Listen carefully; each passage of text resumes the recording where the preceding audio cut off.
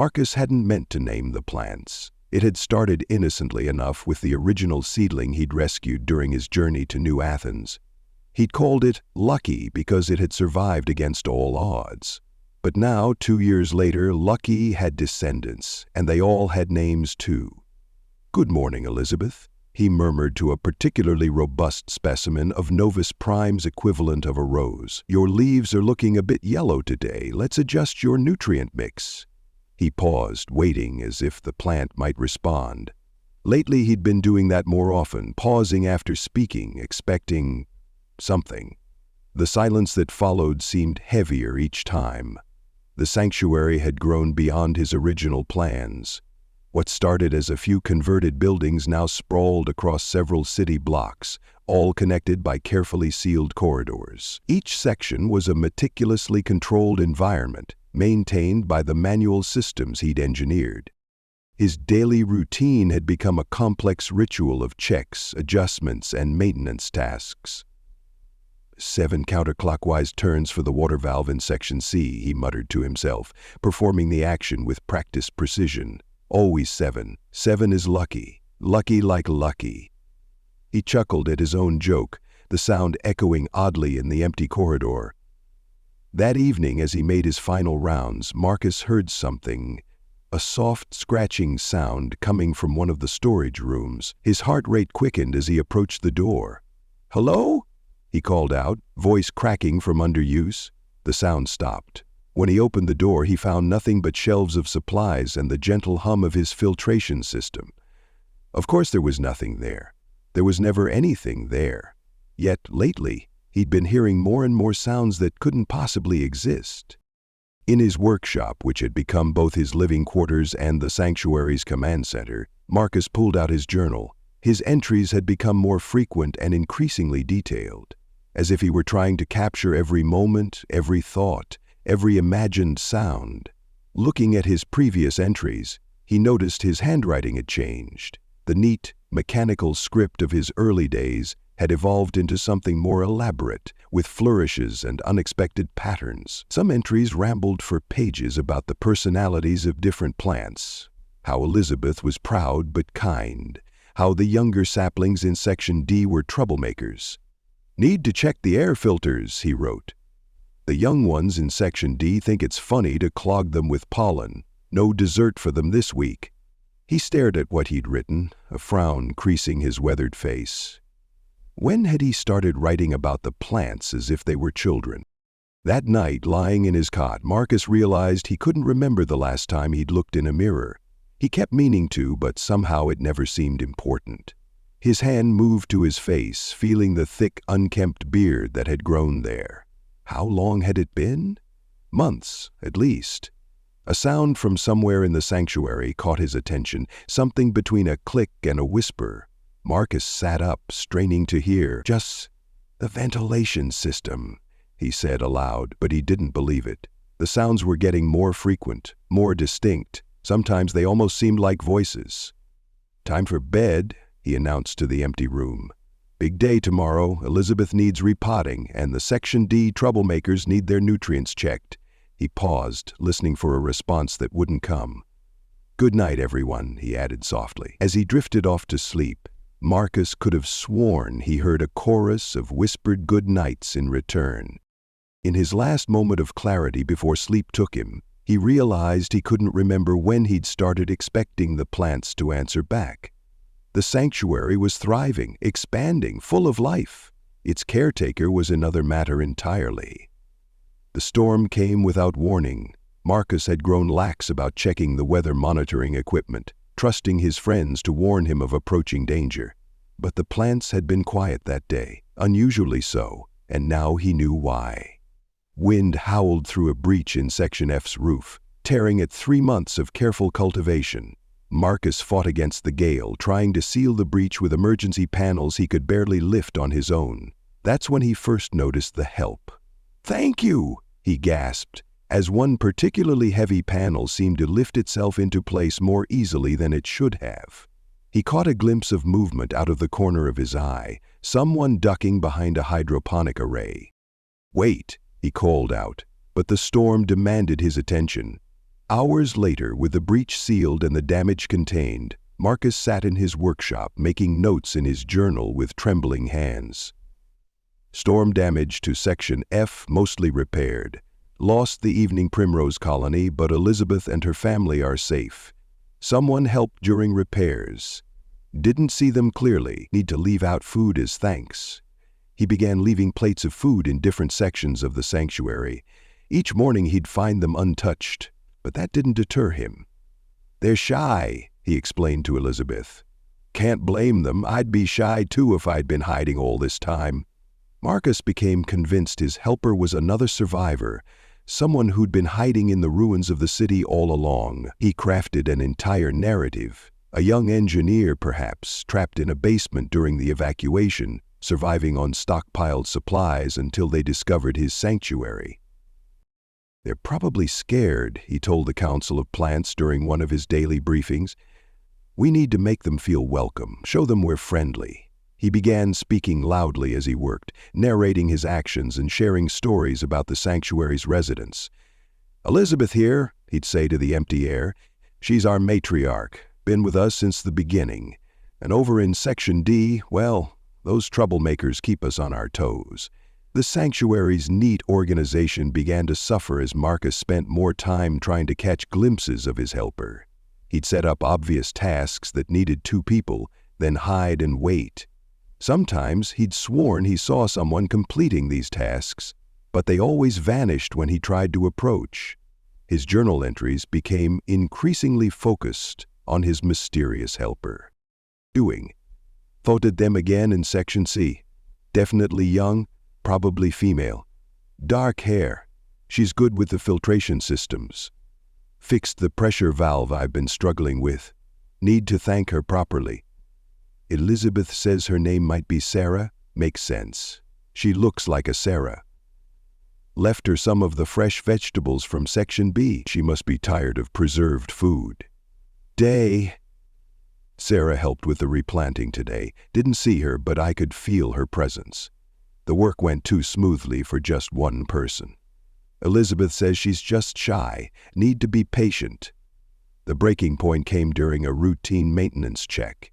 Marcus had been tracking Sarah's movements for weeks, convinced she was living in the abandoned sections of the sanctuary.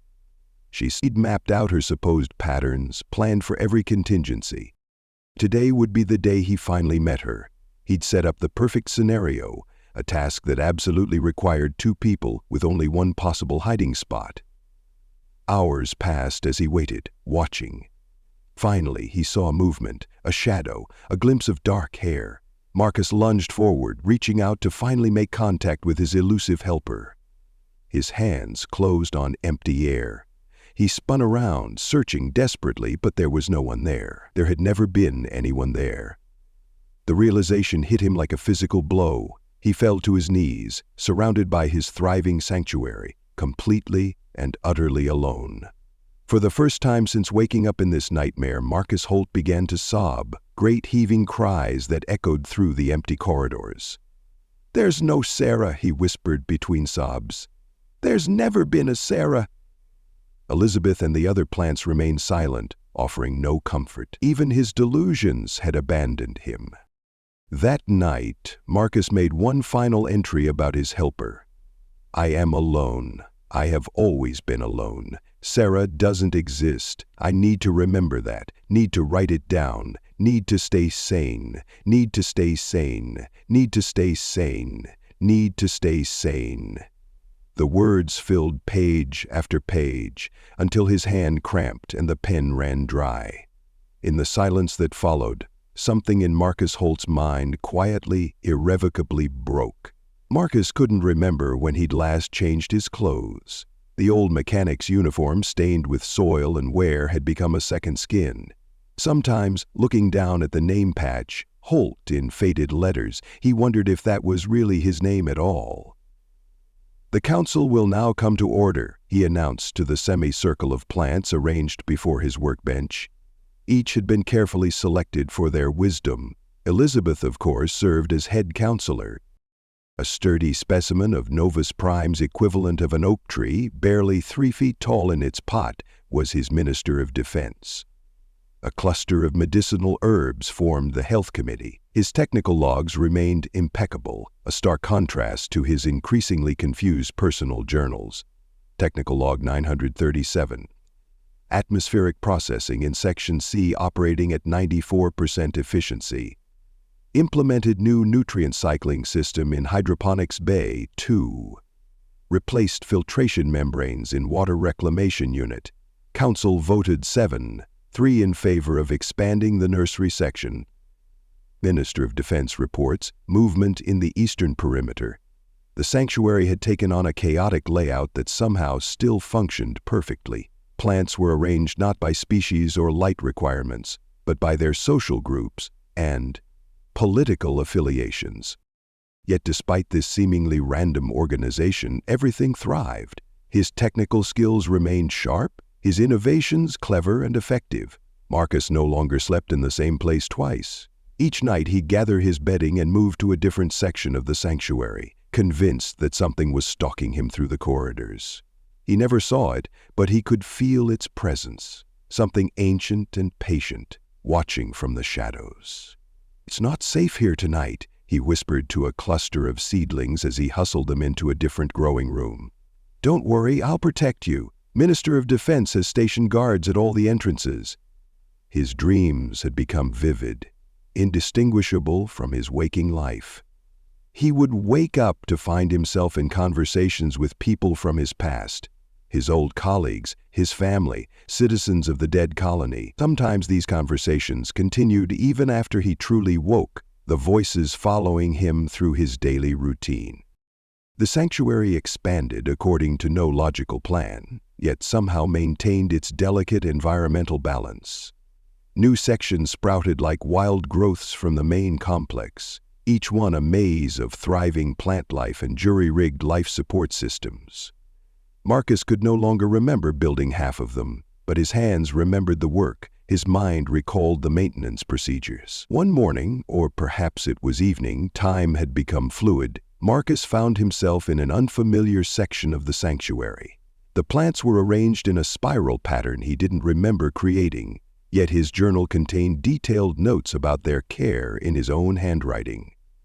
"When did we build this?" he asked Elizabeth, who he now carried with him everywhere in a small pot. Was it before or after the uprising in Section D? He found himself referring to events that had never happened, yet were completely real in his mind. The Great Hydroponic Rebellion, the Week of Long Shadows, the day the lights danced. His personal reality had become a rich tapestry of imagined history and politics, all centered around his green citizens. His technical logs continued their strange dual existence. Technical log 962, or perhaps 1047, installed new solar collection array, design inspired by the light dancers.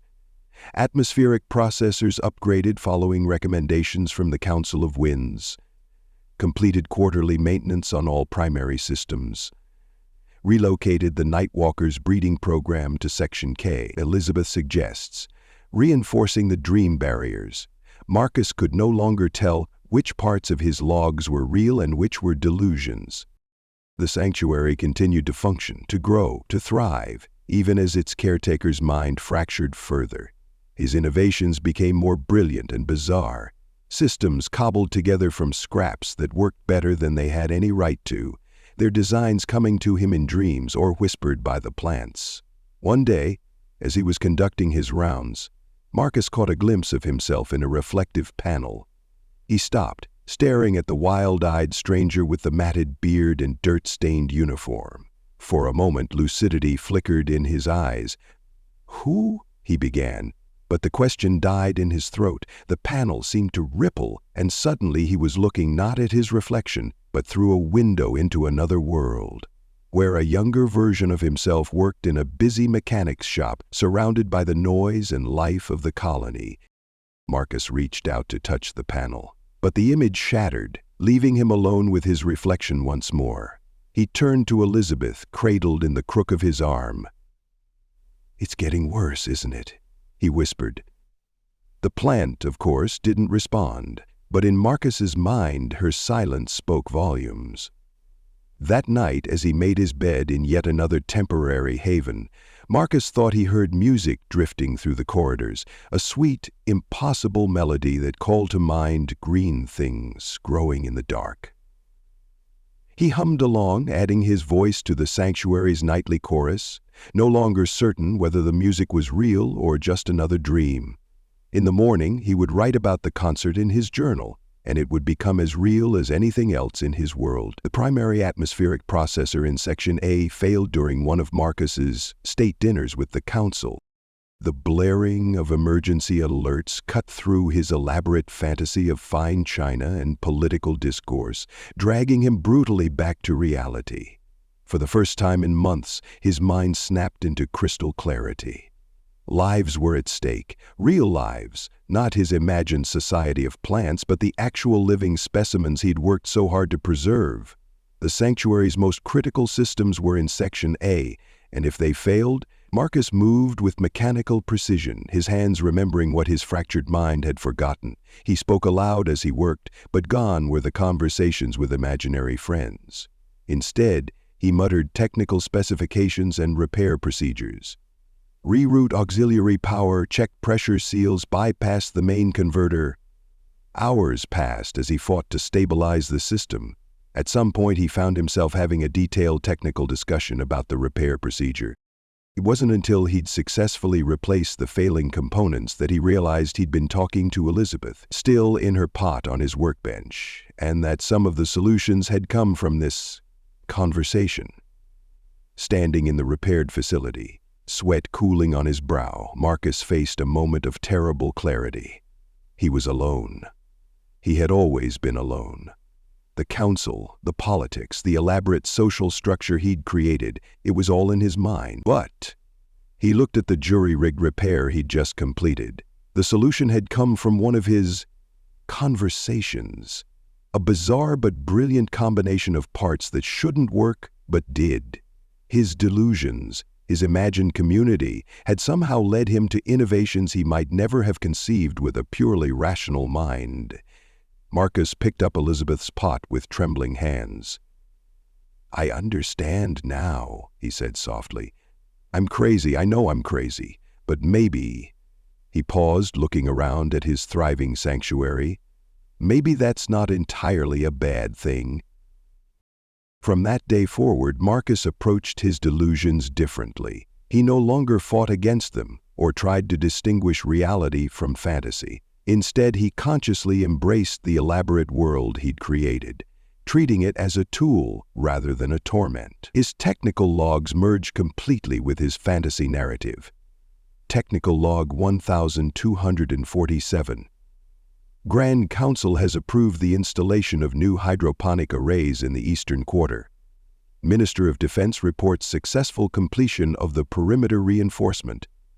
Elizabeth's suggestion for modifying the nutrient delivery system has improved efficiency by 32%.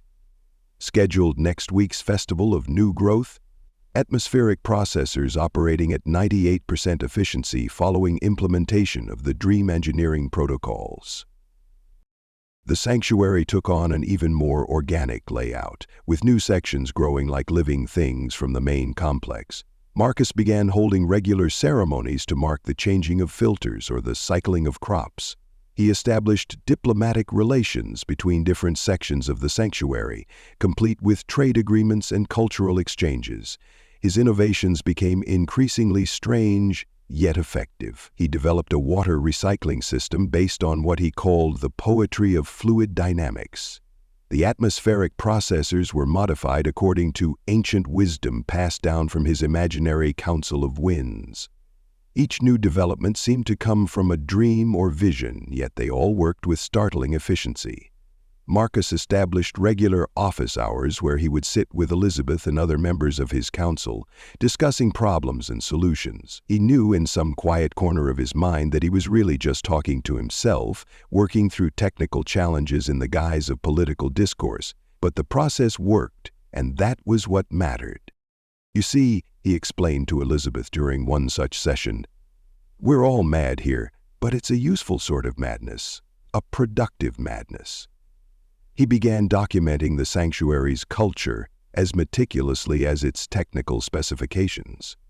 He wrote down the histories of his imagined societies, their customs and traditions, their laws and ceremonies. These became intertwined with actual maintenance procedures and technical innovations, creating a bizarre but functional operating manual for the sanctuary. Late one night, as he performed the ceremony of the changing filters, which coincidentally ensured all air filtration systems were properly maintained, Marcus caught his reflection in a panel. The wild man stranger he'd seen before was still there, but now the eyes held something different, not confusion or fear, but a kind of peaceful acceptance. "We're doing good work here," he told his reflection. "All of us." The reflection smiled back, and Marcus no longer cared whether the smile was real or imagined. In his sanctuary, in his refuge from the crushing solitude of a dead world, the distinction no longer mattered. Reality and delusion had merged into something new, something that allowed both Marcus and his charge to survive and even thrive. The sanctuary hummed with life, real life, preserved and protected by the elaborate fantasies of its caretaker. As he made his rounds that night, Marcus hummed an old tune, his voice joining the imagined chorus of his botanical citizens. In the quiet corners of his mind, he knew he was mad, but it was perhaps the most sane response to an insane situation. Time had become a river, and Marcus no longer tried to swim against its current. Days, weeks, months flowed together in a stream of endless growth and change within the sanctuary. His journal entries no longer bore dates, but rather events. During the third blooming, after the great conjunction, when the night dancers came. His beard had grown long and white, streaked with gray like the roots that crept through his domain. The name patch on his uniform had faded to illegibility, but it didn't matter. He answered to many names now: caretaker, guardian, speaker of the Green Council, keeper of dreams. The sanctuary had evolved into something beyond his original vision. It was no longer just a preserve for the life of Novus Prime. It had become a living entity itself, a world within a world. Every corner held stories, every plant had a history, every room echoed with songs only Marcus could hear. His technical logs had transformed into something between maintenance records and fairy tales. In the time of whispering leaves, the eastern chambers sing with new growth. Elizabeth's great-great-grandchildren have established a thriving colony in what was once Section F, now known as the Veil of Morning Light. The dream engineers have modified the atmospheric processors to capture the essence of starlight, improving photosynthesis efficiency by 47%. The Council of Ancient Roots reports stable conditions in the deep chambers. Water flows through the veins of the world, previously designated as primary hydraulic system, with the rhythm of an aging heart. All is well. All continues. Marcus spent his days in an endless round of ceremonies and rituals that, stripped of their elaborate trappings, kept the sanctuary's crucial systems functioning perfectly. He performed the dance of renewal, changing filtration units, sang the songs of the deep earth, maintaining the hydroponic systems, and conducted the grand Parliament of Leaves, monitoring overall sanctuary health. His innovations continued, born from dreams and visions that somehow translated into practical solutions. The sanctuary expanded, not through careful planning, but through what Marcus called the natural growth of living things.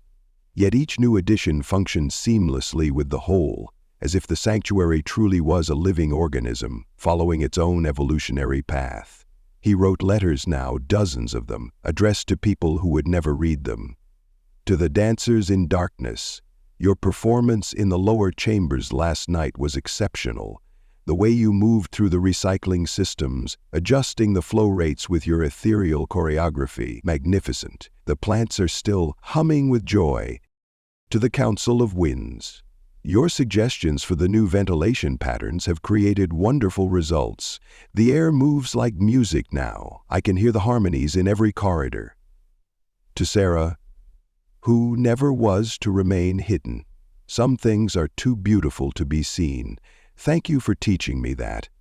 His world had become a beautiful madness, a tapestry of imagination woven through with threads of practical necessity.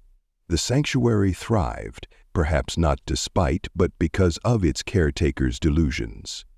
Each fantasy, each ceremony, each imagined council meeting served a vital purpose in maintaining the complex systems that kept Novus Prime's life forms alive. One day, or perhaps it was night, such distinctions had lost their meaning, Marcus stood in what he now called the heart chamber, surrounded by his oldest and most cherished plants. Elizabeth's descendants filled an entire wall, their blooms catching the artificial light like captured stars. "We should prepare for the celebration," he announced to his silent audience. "The 10,000th turning of the world is approaching, or perhaps it's the 100th, or the 1st. Time is a circle here, isn't it?" He smiled, his weathered face creasing with laugh lines earned through countless conversations with his green companions. His hands, still steady after all this time, moved automatically through the maintenance routines, disguised as ritual gestures. "Do you remember when we started?" he asked the plants. "When we were just a few scared survivors in a dying world? Look at us now. Look at what we've become." The sanctuary hummed around him, the sound of countless systems working in perfect harmony. In the filtered light, shadows moved like dancers, and the air was thick with the smell of growing things. Marcus Holt, the last man on Novus Prime, stood in the heart of his created world. His mind had long since left behind the bounds of conventional reality, but in doing so, it had found a different kind of truth. He had preserved more than just the life forms of a dying planet. He had created something new, something that existed in the space between madness and miracle. As he began the preparations for his latest ceremony, which would, coincidentally, ensure the continuation of crucial maintenance procedures, Marcus smiled at his companions. Time would continue its endless flow, and he would flow with it, surrounded by the living dreams he had nurtured into reality. In the end, perhaps that was all anyone could ask for, a world of their own making, filled with life and purpose, even if that world existed only in the space between heartbeats, in the pause between breaths, in the dreams of a lone man on a dying world. The sanctuary grew on, and its caretaker grew with it, both of them changing, evolving, becoming something that had never existed before. And in that transformation, there was a kind of peace, a kind of victory over the silence and death that had claimed the rest of their world. Marcus Holt had found his refuge, his purpose, his truth, and in the end, that was enough. Thank you so much for listening to this story. I hope you enjoyed it. Be sure to leave it a like and to subscribe if you'd like to see more. Feel free to comment and share it as well. With all that said, go on and check out the video in the top left. I think you might like it.